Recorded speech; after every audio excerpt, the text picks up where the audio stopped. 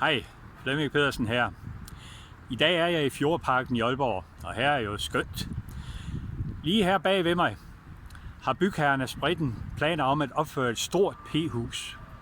Kommunen var sådan set parat til at give dispensation fra lokalplanen. Heldigvis gjorde en enorm folkelig modstand samt det snarlige kommunalvalg, at forvaltningen slog bremsen i.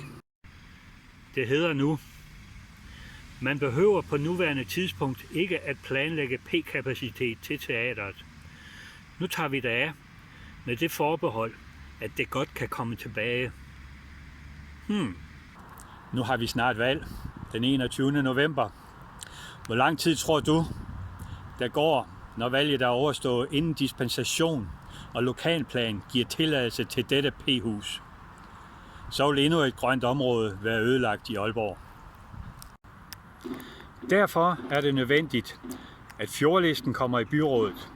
Vi vil arbejde for, at byernes parker og grønne områder bevares. Ren kommune, grøn kommune, blå fjord. Derfor stem personligt på Flemming Pedersen, kandidat nummer 2 på liste E, Fjordlisten.